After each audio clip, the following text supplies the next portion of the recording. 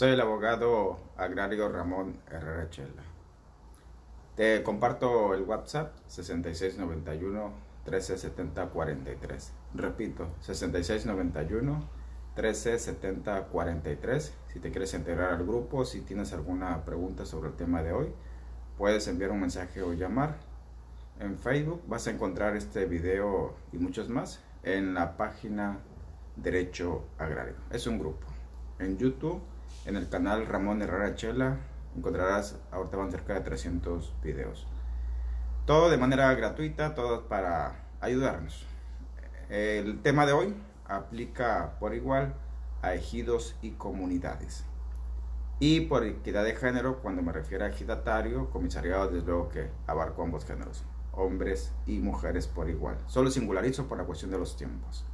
Pues bien, el tema ganador es el análisis, la interpretación, la ejemplificación, el comentario, la crítica acerca de los artículos 26 y 27 de la ley agraria vigente.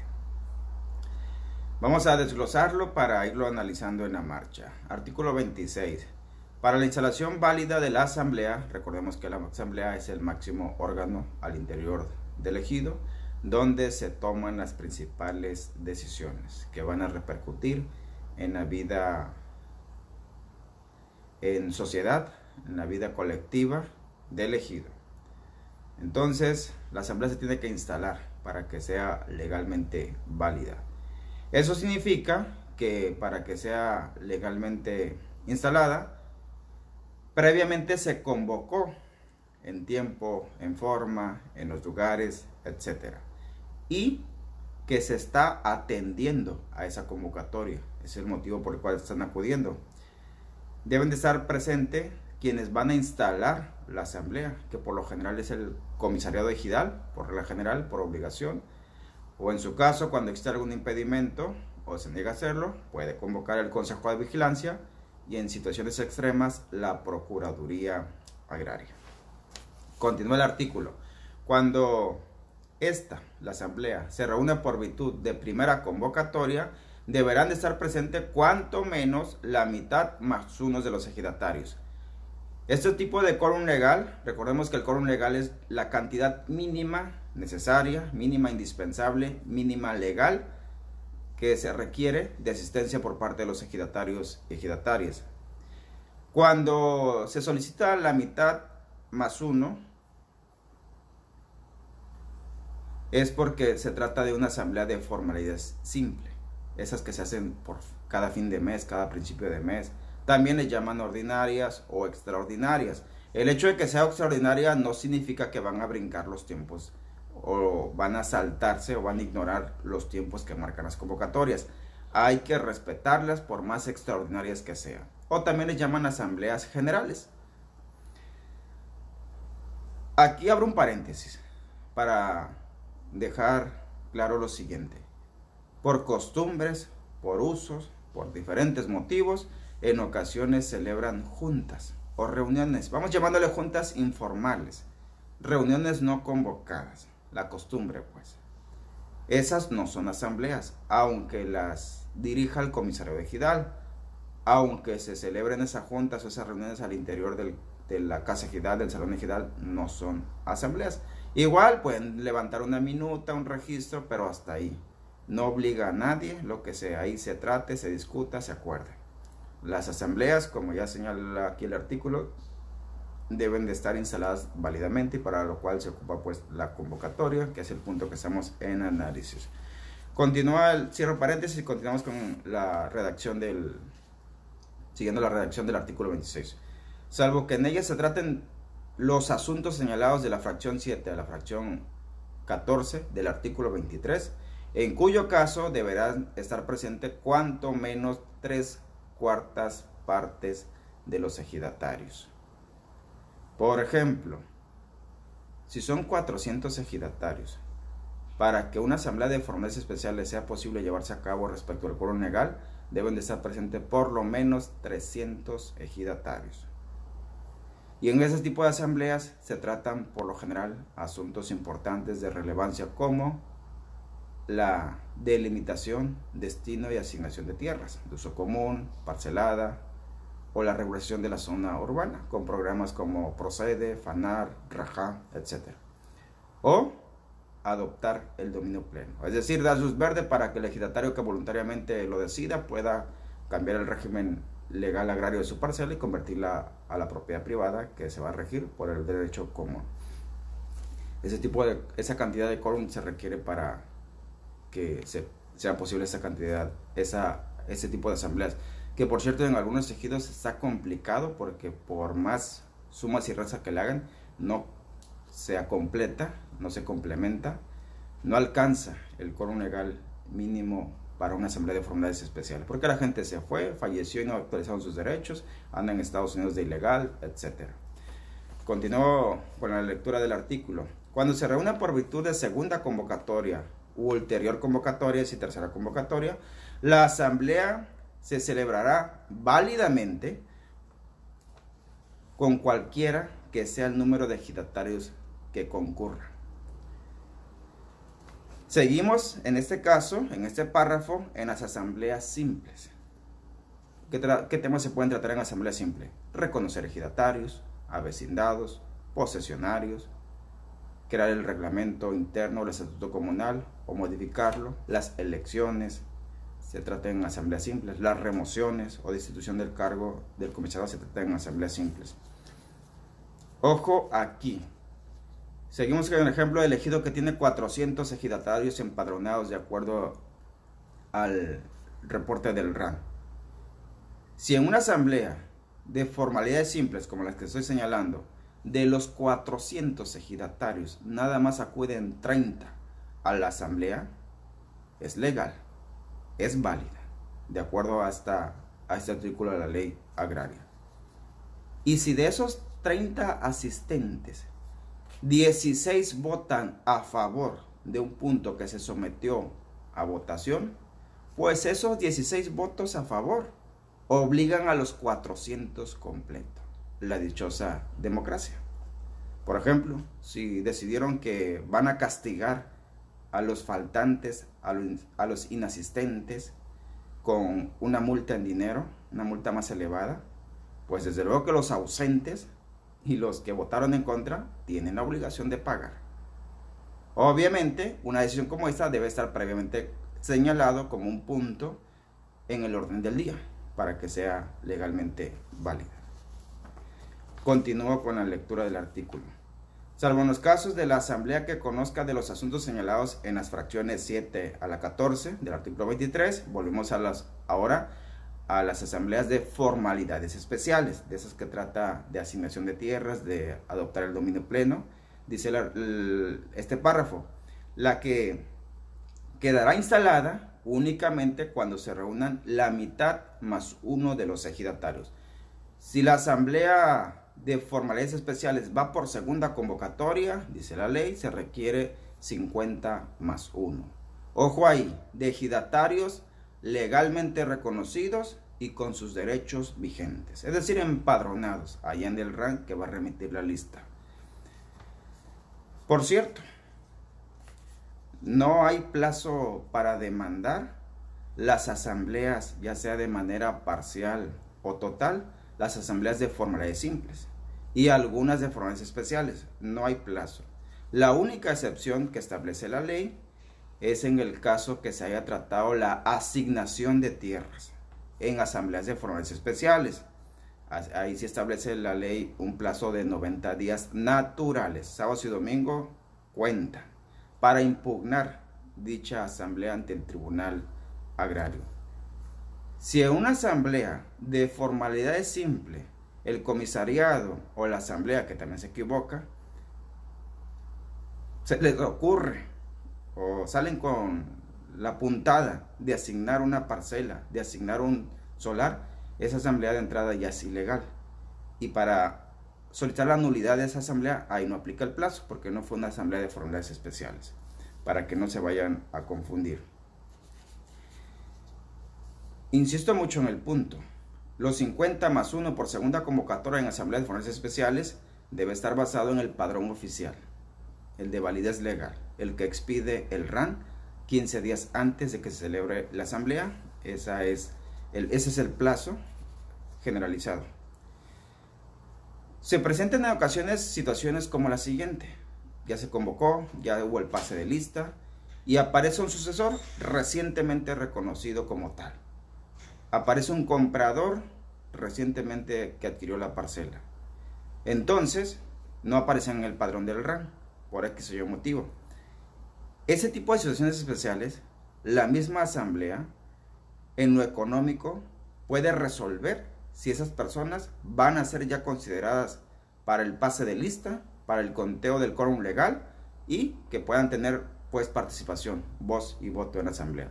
Ese tipo de situaciones especiales o excepcionales, insisto, se pueden resolver ahí, de manera sumaria, de manera expresa.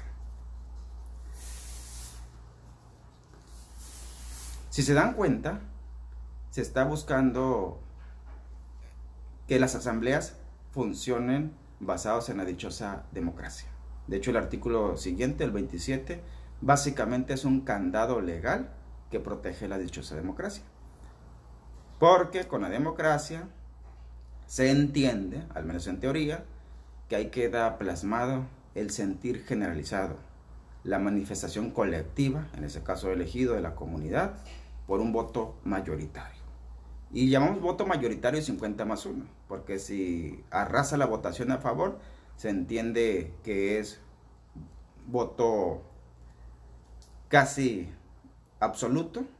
Y sí, en ocasiones me ha tocado dirigir algunas asambleas como invitado, como abogado, y sí hemos conseguido ciertos puntos que se votan por mayoría absoluta. 100% a favor, 0 en contra, 0 abstenciones.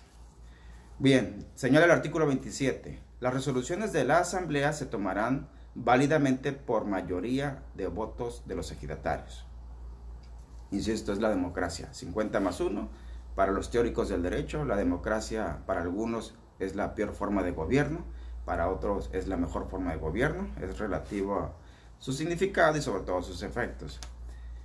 Ojo aquí, desde luego que las mayorías sí pueden estar equivocadas, pueden estar mal dirigidas, pueden estar manipuladas, esa es una realidad, por desgracia. O a veces sin estar manipuladas ni dirigidas pueden estar mal informadas, mal asesoradas y pues se equivocan en la decisión que toman por voto mayoritario. Pueden decir, últimamente ese solar se lo vamos a quitar a don Pancho porque nomás lo cercó y ahora queremos construir ahí una clínica, se lo vamos a quitar. Y ahorita que salgamos va una comitiva a sacar las cosas de don Pancho, a ponerle candado y listo. Eso es ilegal, eso es incorrecto, eso es indebido. Y la asamblea, pues como la mayoría sí quiere ahí una clínica, pues voto mayoritario, saquemos a don Pancho y santo remedio. Pues no, lo correcto es demandar a don Pancho la desocupación y entrega, el mejor derecho a poseer por parte del ejido ese solar. Eso es lo correcto. Y créanme que por desgracia se da mucha situación de que voto mayoritario, vamos a derribar la barda. Voto mayoritario, vamos a desocupar, vamos a desalojar en este instante a doña María. Eso es incorrecto. Pues bien, retomamos el tema. La forma acostumbrada de votar, de ejercer, de materializar, de expresar el voto es a mano alzada. Les piden que levanten la mano los que están de acuerdo, bájenla, cuentan los escrutadores, bájenla, ahora levanten la mano los que están en desacuerdo, cuentan los escrutadores, bájenla, y levanten la mano los que se abstienen, no votan ni a favor ni en contra. Esos votos también son importantes que queden registrados para que cuadre el 100% de los asistentes de acuerdo al quórum legal.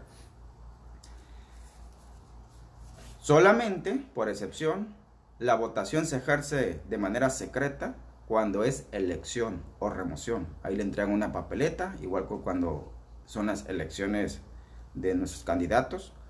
El voto se ejerce de manera libre, de manera secreta y se deposita en una urna. Insisto mucho, colegas, futuros colegas, ejidatarios, ciudadanos, cuando se trate de ejercer el voto y contabilizar los votos, tienen valor legal tanto los votos a favor, los votos en contra y las abstenciones. El hecho de que no levantaste la mano cuando dijeron voten a favor, ahora bajen la mano, ahora levanten la mano los que están en contra.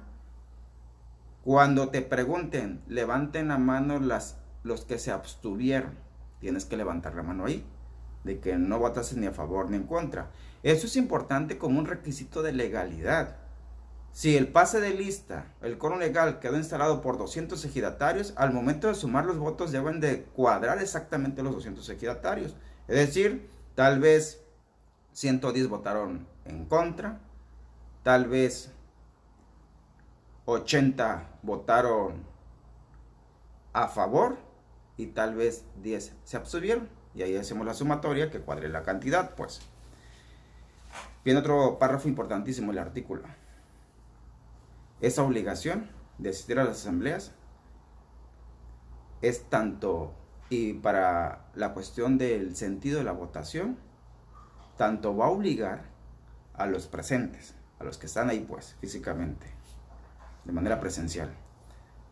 Obliga también a los ausentes, estén justificados o no, pero están ausentes, también los va a obligar el acuerdo que se tome. Y también a los disidentes. Los disidentes son los que votaron en contra, pero pues la mayoría no le favoreció. El voto democrático no estuvo de su lado. De hecho, este párrafo encierra ese renglón, encierra la principal obligación de todos los ejidatarios y comuneros. Asistir a las asambleas. Porque aquí te aplican el derecho, el principio del derecho, que el hecho que ignores qué acuerdo se tomó no te libera de la obligación. Es tu obligación, de hecho, asistir a la asamblea. Si no puedes, debes tu obligación mandar a un representante legal. Porque los acuerdos que se toman, recalco, obligan a todo mundo ahí dentro del ejido. Y si la asamblea se equivoca, ya quedamos que sí se puede equivocar, el precio lo van a pagar todos. Y aquel que no fue a la asamblea no tiene cara para andar reclamando que malamente votaron en ese sentido, malamente tomaron esa decisión. Pues debiste haber ido a la asamblea y expresar tu punto de vista, tu postura, y convencer a tus compañeros que cuál era la decisión más prudente. Y los presentes, ya quedan obligados, independientemente del sentido de la votación. Los disidentes, el grupito siempre Contreras, el grupito que no siempre está de acuerdo con lo que toma la mayoría, pues también quedan obligados. De hecho, los disidentes y los ausentes sí tienen la opción de demandar la nulidad total o parcial del acta de asamblea. Ojo ahí, pero esa decisión no es caprichosa. No es porque nomás me caen mal y lo voy a demandar. Es porque no estoy de acuerdo y voy a demandar. Si vas a demandar, tienes la obligación de justificar, de probar, de acreditar, de motivar el por qué. ¿En qué consiste la irregularidad? ¿En qué consistió lo incorrecto? ¿En dónde está la anomalía? ¿En dónde está el abuso? ¿De qué se trata lo ilegal, lo injustificado? ¿En qué te está causando perjuicio a ti? Cualquiera de ese tipo de situaciones las tienes que probar ahí ante el tribunal para que eventualmente se declare nula dicha asamblea. Señala un párrafo de la ley que en caso de empate respecto a las votaciones, el presidente del comisariado ejidal tendrá el voto de calidad. Pues, de acuerdo a mi experiencia, cuando literalmente hay empate, que sí sucede, por lo general se lanza una segunda ronda de votaciones y ahí se da el desempate. Pero ojo ahí, si la votación consistió en 50 a favor y 51 en contra, técnicamente es un empate, pero legalmente no es un empate. Quedó manifestado, gana 51 contra 50. Empate es cuando literalmente queda 50-50.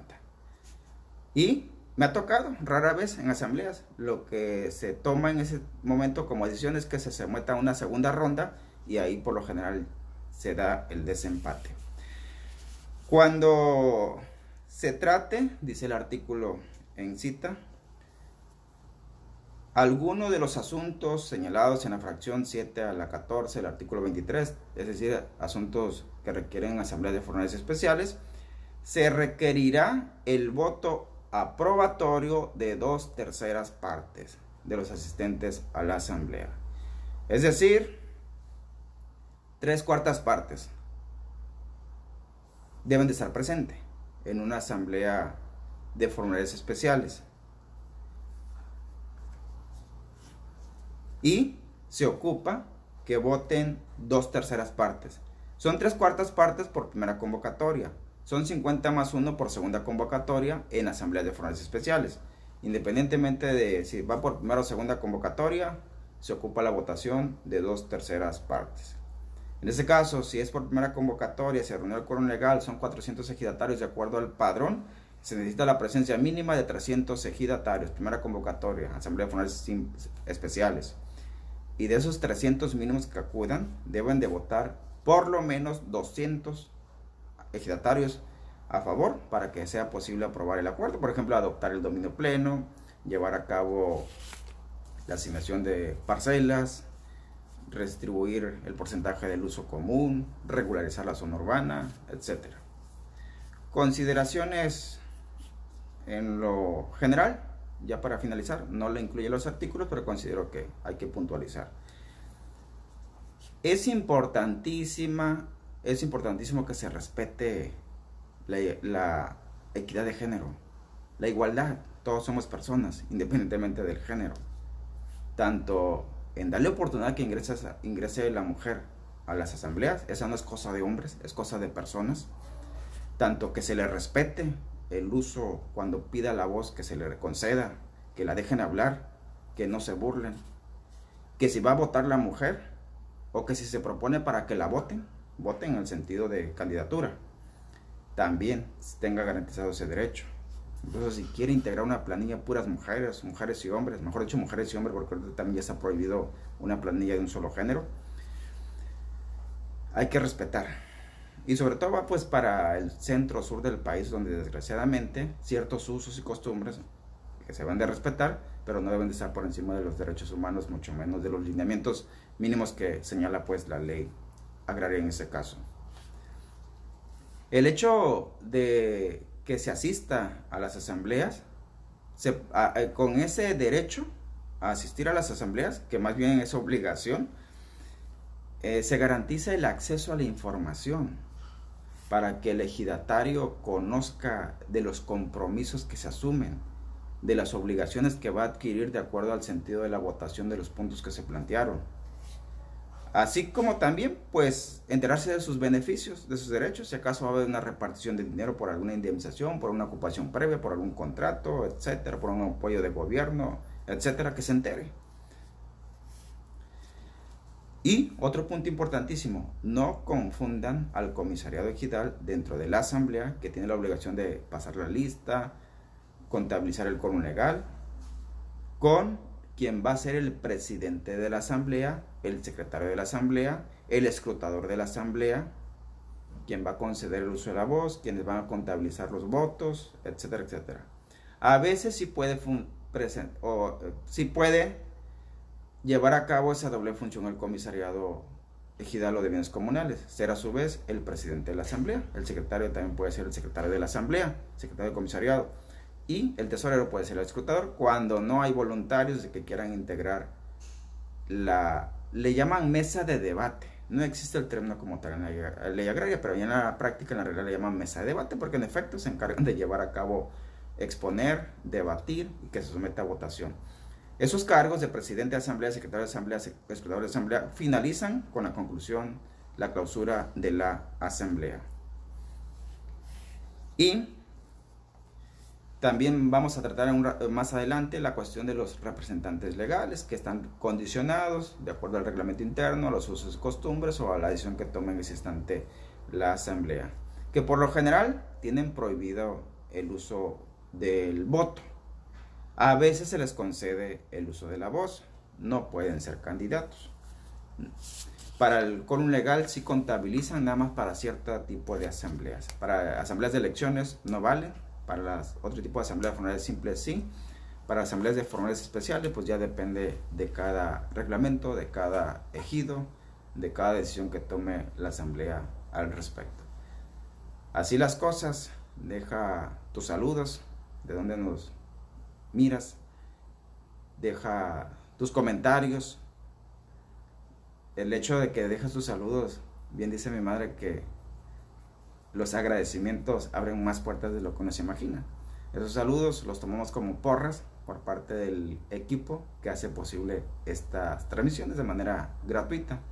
También, si tú consideras que alguno de los párrafos tratados también puede tener otra interpretación, déjalo, nos vas a ayudar mucho, en serio. Aquí nos pretendemos saberlo todo, como siempre lo decimos, compartimos lo poco que sabemos y ahí entre todos nos vamos ayudando en la marcha. Nos vemos pues en la siguiente transmisión.